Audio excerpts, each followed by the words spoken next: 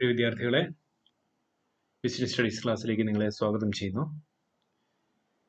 നമ്മൾ കഴിഞ്ഞ ക്ലാസ്സിൽ പുരാതന ഇന്ത്യയിലെ ട്രേഡ് ആൻഡ് കൊമേഴ്സ് എപ്രകാരമായിരുന്നു എന്ന് ഒരു ആമുഖം നമ്മൾ പഠിച്ചു. ഇന്ന് നമ്മൾ ബിസിനസ്സിനെ കുറിച്ച് പഠിക്കാൻ പോവുകയാണ്. എന്താണ് ബിസിനസ് എന്നും ബിസിനസ്സിന്റെ സ്വഭാവം എന്താണ്, ഒബ്ജക്റ്റീവ്സ് എന്തൊക്കെയാണ് എന്നാണ് ഇന്നത്തെ ക്ലാസ്സിൽ നമ്മൾ പഠിക്കാൻ പോകുന്നത്. ബിസിനസ് എന്ന വാക്ക് നമുക്ക്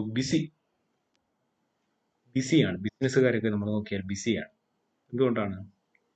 രാവിലെ കട തുറന്നാൽ രാത്രിക്ക് കട അടയ്ക്കുന്നത് വരെ ഒരു ബിസിനസ് നടത്തുന്ന ഒരു വ്യക്തിയാണെങ്കിൽ അയാൾ ആ കടയിൽ ഉണ്ടാവണം, അല്ലേ?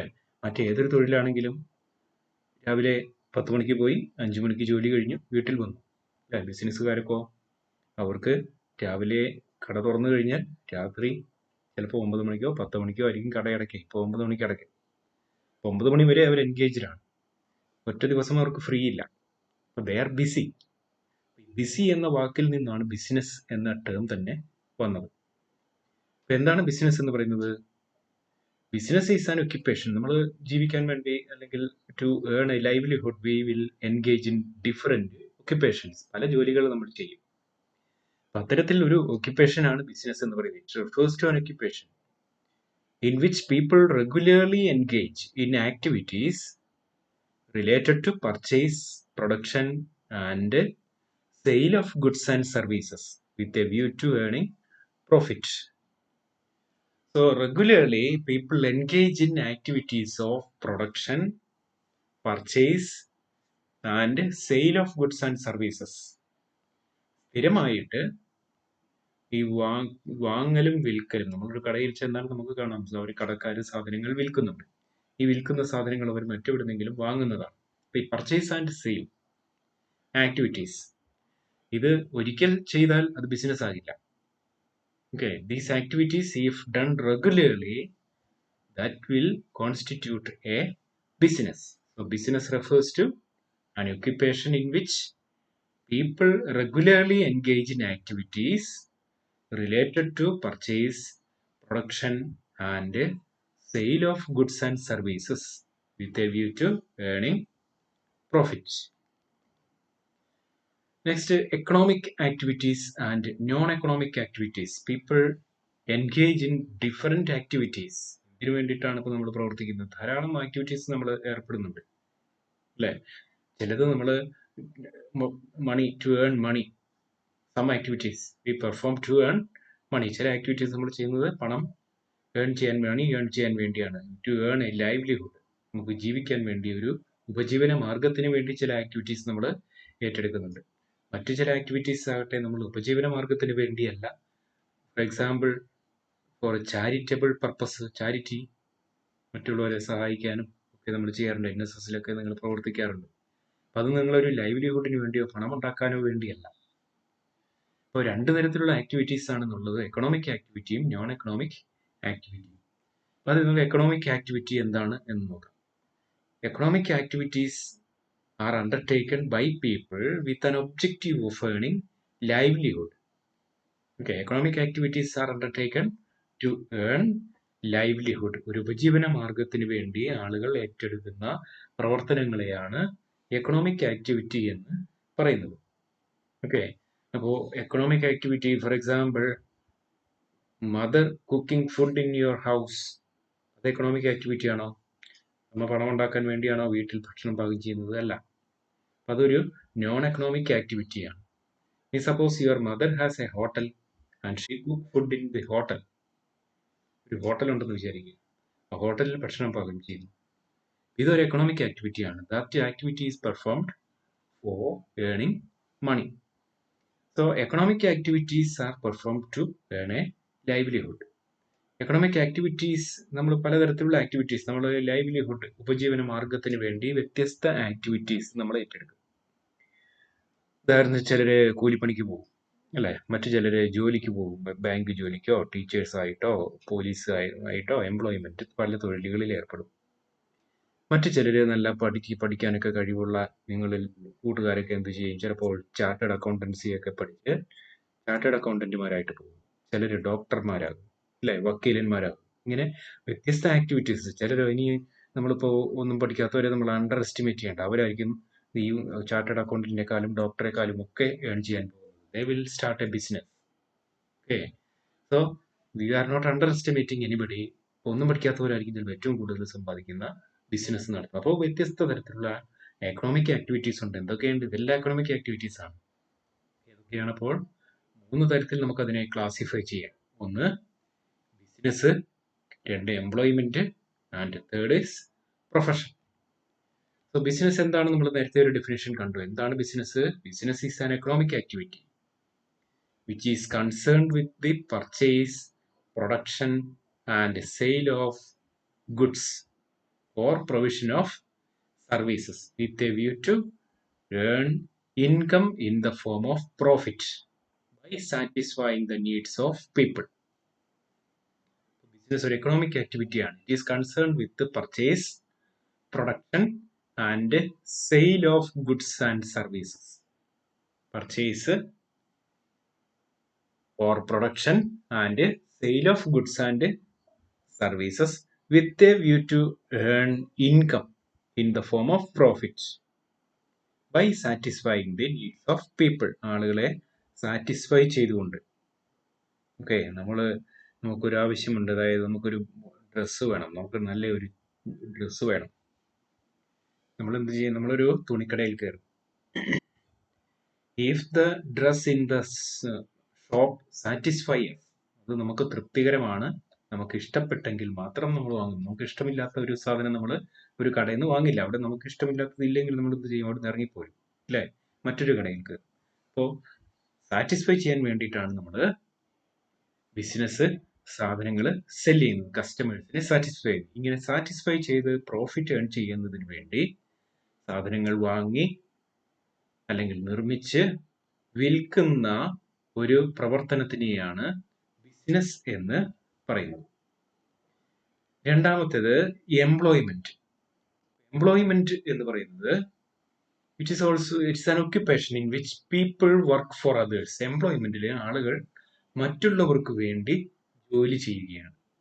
Okay, people work for others and get remuneration in the form of wages and salaries. ആളുകൾ മറ്റുള്ളവർക്ക് വേണ്ടി വർക്ക് ചെയ്യുന്നു.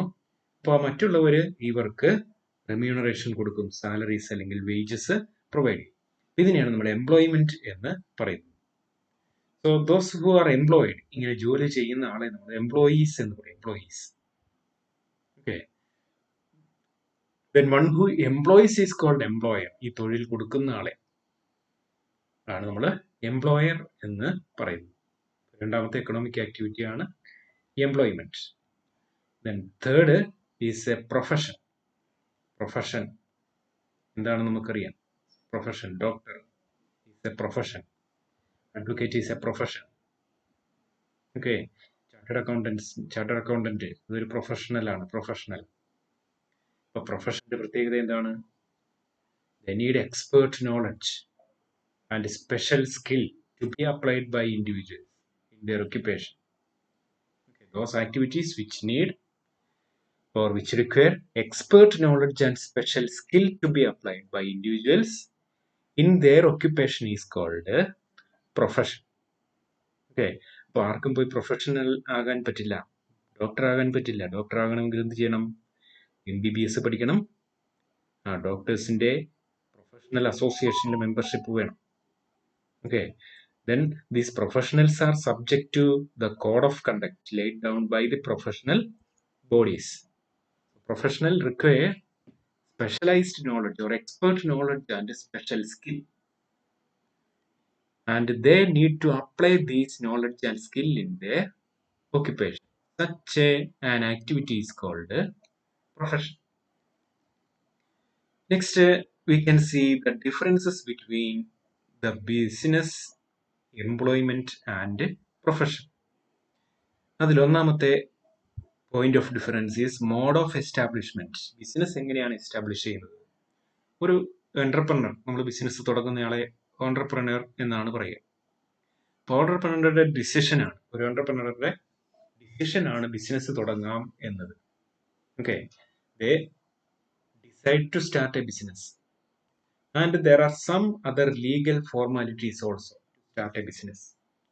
ഒന്നാമത് എന്തായാലും വേണ്ടത് entrepreneurs ഡിസിഷനാണ്.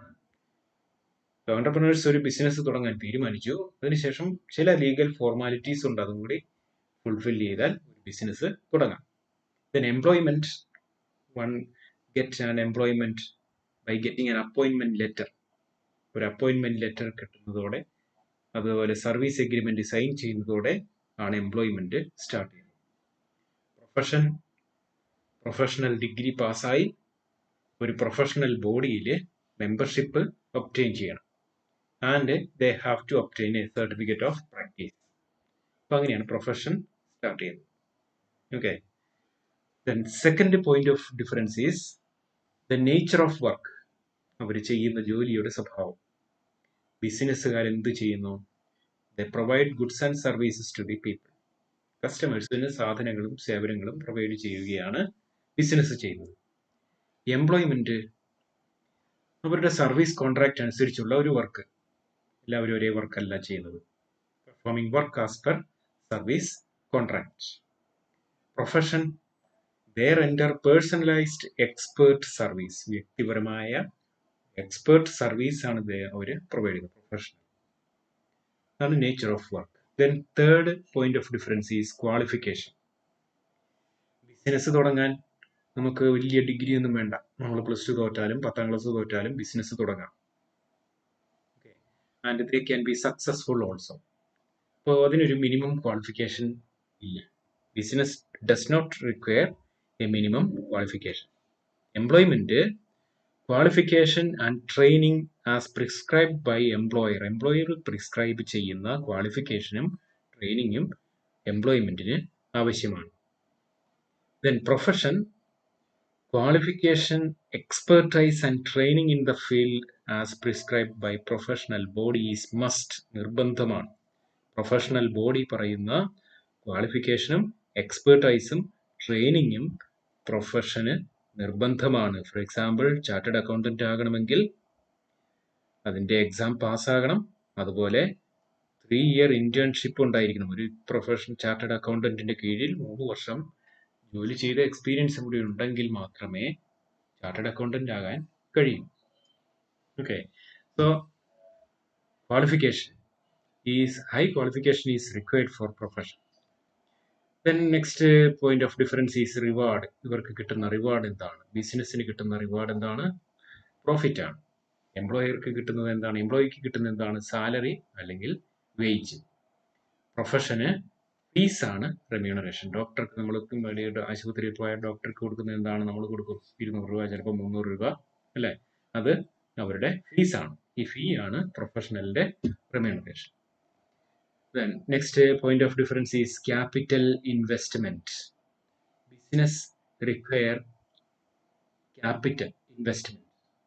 This capital investment is subject to the nature and size of the business. ബിസിനസിന്റെ സ്വഭാവം അനുസരിച്ച്, അതിന്റെ സൈസ് അനുസരിച്ച് ക്യാപിറ്റൽ ഇൻവെസ്റ്റ്മെന്റ് ബിസിനസ്സിൽ ആവശ്യമാണ്. എംപ്ലോയ്മെന്റിൽ no capital is required in employment. Capital ആവശ്യമേ ഇല്ല. ഓക്കെ. മൂന്നാമത് professional limited capital is needed for establishment. Okay. ഒരു ഡോക്ടർക്കാണെങ്കിൽ അവരുടെ ക്ലിനിക്ക് എസ്റ്റാബ്ലിഷ് ചെയ്യാൻ വേണ്ട ചെറിയ ചെലവുകളുണ്ട്. അപ്പം അത്തരത്തിലുള്ള limited capital investment is required for professional. Then next is risk. Business risk is involved in the business. ബിസിനസ്സിൽ ഹൈ റിസ്ക് ഉണ്ട്. പ്രോഫിറ്റ് അൺസർട്ടൺ ആണ്, ഇറഗുലർ ആണ്. So risk is present in the business. എംപ്ലോയ്മെന്റിൽ salary is fixed and regular. Salary fixed ആണ്, regular ആണ്. Okay. So there is no risk. We can say that there is no risk or there is a very little risk in employment. Risk വളരെ കുറവാണ് employment. Professional fee is generally regular and certain. Fees regular ആണ്, അതുപോലെ certain ആണ്. But even though there are some risk in profession. Okay. Risk അപ്പോൾ ഏറ്റവും കൂടുതൽ എവിടെയാണ്?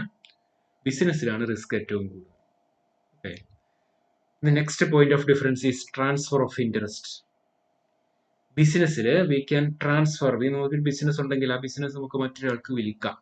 നമ്മുടെ ഓണർഷിപ്പ് നമുക്ക് ട്രാൻസ്ഫർ ചെയ്യാൻ കഴിയും. ബിസിനസിന്റെ ഓണർഷിപ്പ് ട്രാൻസ്ഫർ ചെയ്യാൻ കഴിയും. Okay, there are some formalities in the transfer of ownership. എംപ്ലോയ്മെന്റിൽ നമ്മുടെ ജോലി മറ്റൊരാൾക്ക് കൊടുക്കാൻ പറ്റുമോ? We cannot give. Okay, it is not possible to transfer employment. പ്രൊഫഷനിലും we cannot transfer the employment. Profession. It is not possible. Transfer of interest is possible in business.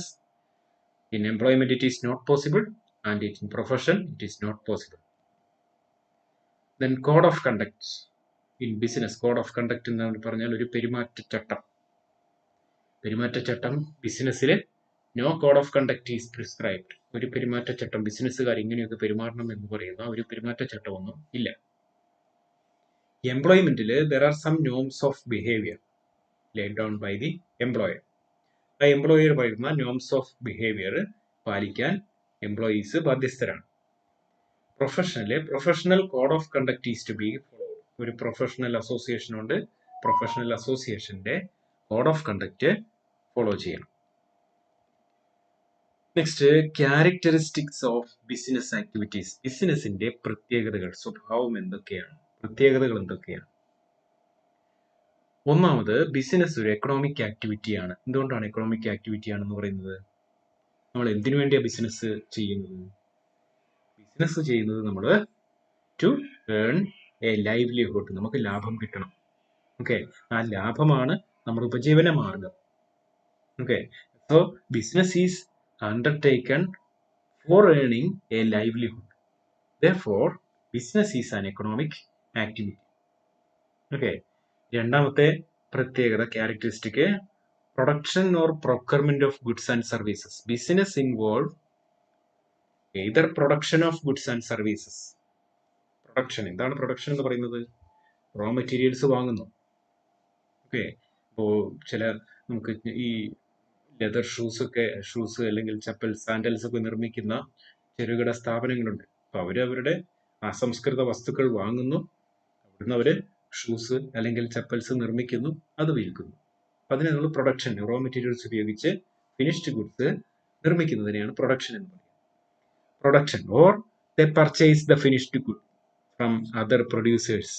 Production or procurement of goods and services. So business involve regular production or purchase of goods and services. Goods and സർവീസസിന്റെ production, procurement ബിസിനസ്സിൽ ഉണ്ട്. Okay. Third is sale or exchange of goods and services. Sale or exchange of goods and services. So, directly or indirectly, business involve transfer or exchange of goods and services forward. Business involve transfer of goods and services between two persons, the businessman and the customer.